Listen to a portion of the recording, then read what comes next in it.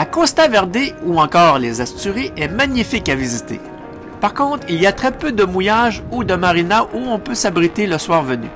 Les premiers mouillages que l'on teste nous demandent de gros efforts pour dormir. Ça balance toute la nuit de côté. En fait, tous nos premiers mouillages sont exposés à la houle du Nord qui provient du golfe de Gascogne.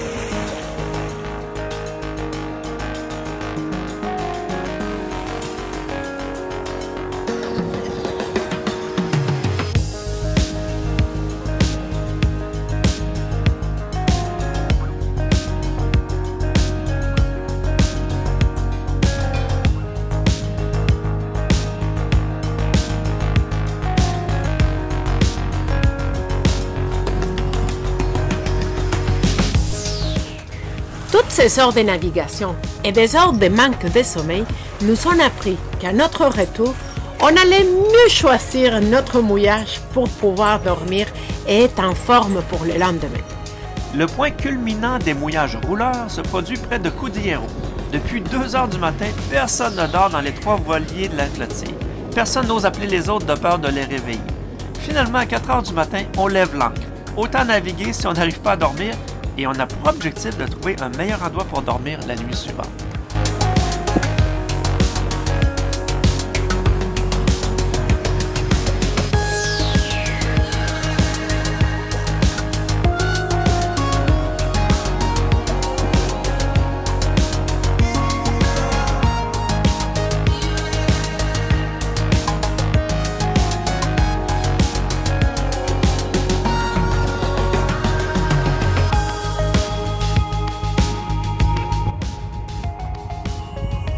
Voilà, nous arrivons à Gijón.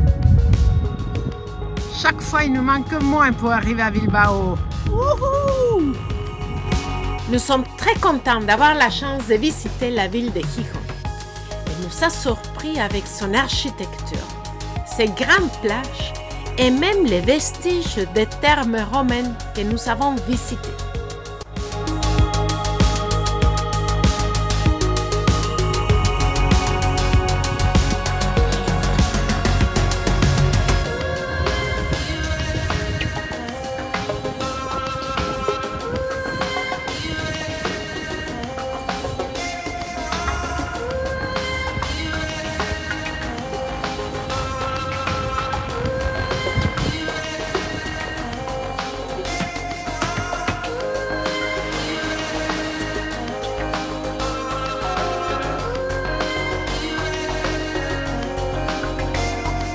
On continue toujours à Gijón. Magnifique. On a même rallongé une journée de plus à la marina pour visiter. On est aujourd'hui de l'autre côté de la ville. C'est vraiment joli. Tout en chemin, en vélo et en patin. Bon, ici on a dû enlever nos patins car c'est moins facile dans cette route. Mais c'était vraiment, c'est 8 km de randonnée. Très très agréable.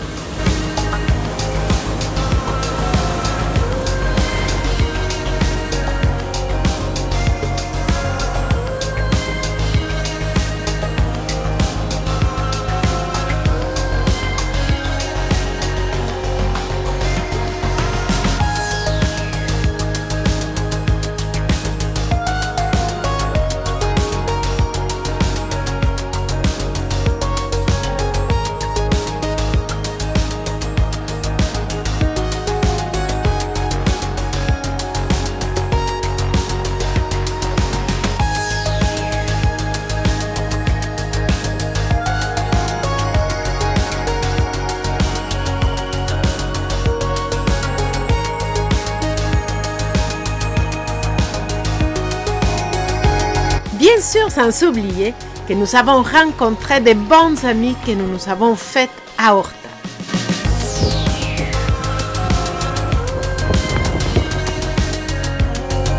Le temps passe trop vite. C'est le temps de quitter Gijón et continuer notre navigation. Et voilà qu'on vient d'arriver à San Vincent de la Barquera. On approche de plus en plus de Bilbao.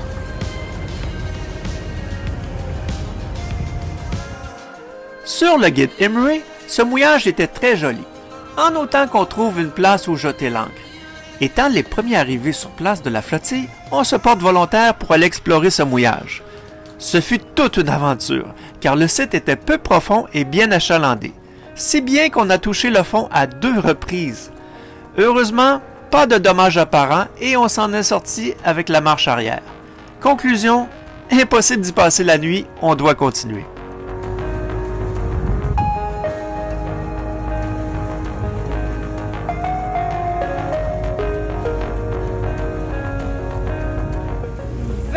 D'arriver à Santander. C'est tellement joli vu de ce côté-là aussi. Bon, on a passé plusieurs nuits de roulis, de très courtes nuits, plusieurs jours de navigation auprès. Mais bon, finalement, nous sommes arrivés. On croit que le mouillage ici va être beaucoup plus tranquille.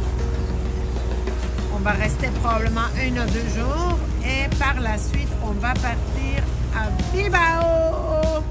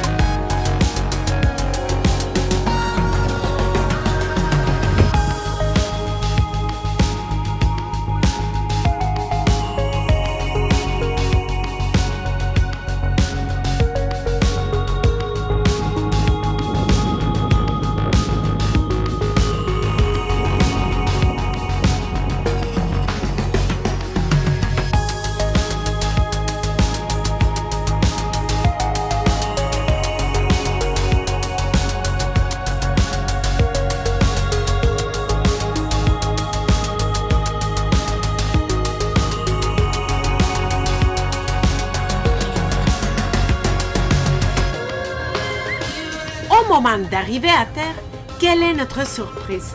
Nous sommes dans la semaine de la Semana Grande, c'est-à-dire la plus importante fête de Santander.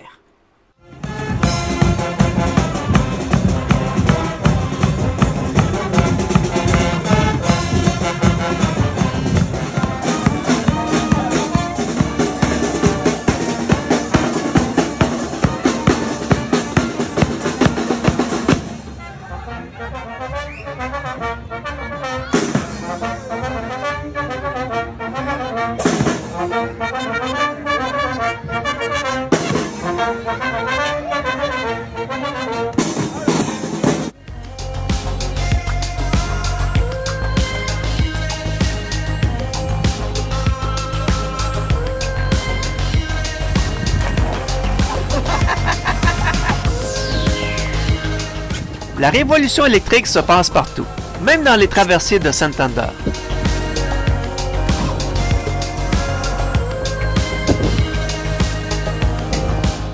Nous profitons de cet endroit pour changer nos écoutes de génois, mais cette fois, à la place de faire des nœuds de chaise, on se fait donner un cours d'épissure sur place.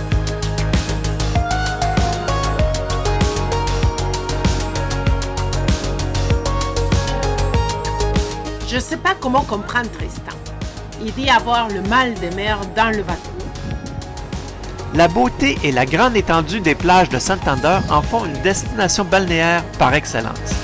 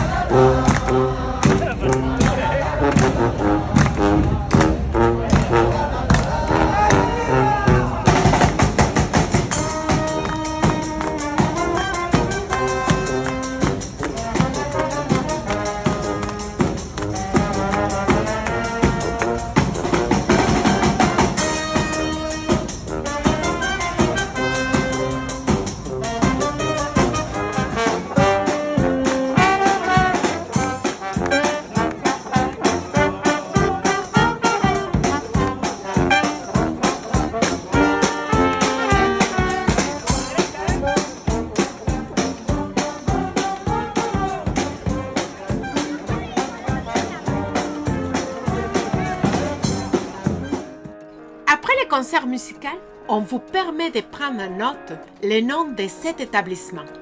C'est la meilleure place qu'on a jamais goûté pour avoir des churros con chocolaté épais.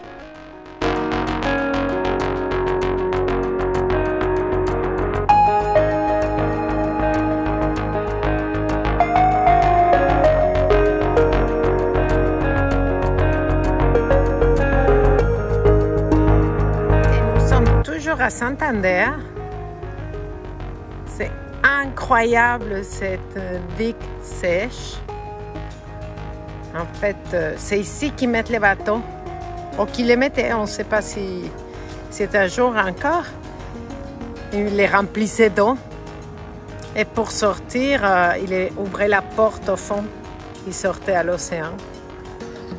Donc c'est vraiment quand ils faisaient la construction des navires ici. En arrière, c'est le club Real, le club royal de Cantabria.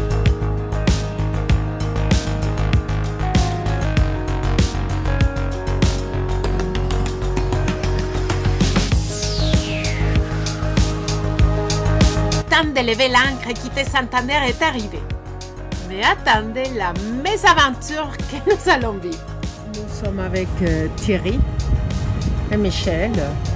On est resté accroché à notre ancre est prise dans une. Je reviens. Notre ancre est prise dans une grosse chaîne.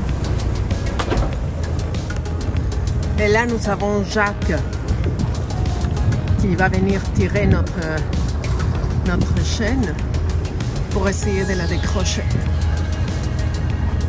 avec son bateau.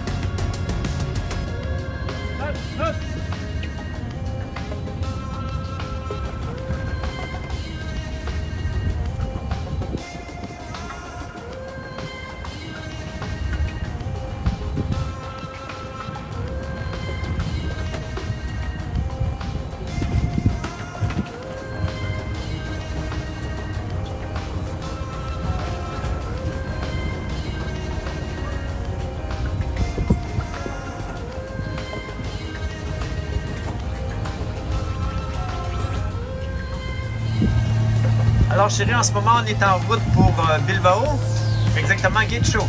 Oui, après la saga de ce matin. Alors, je vous ai enregistré un petit bout de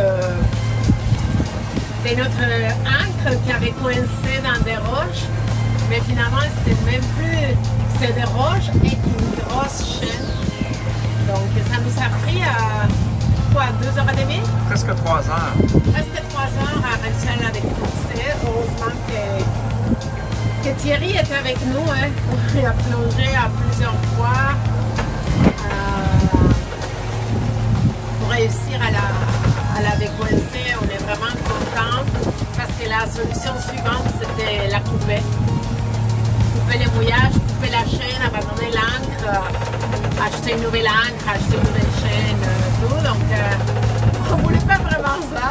Disons qu'on a eu 3 ans qui en valaient la peine de récupérer notre ancre et notre chaîne.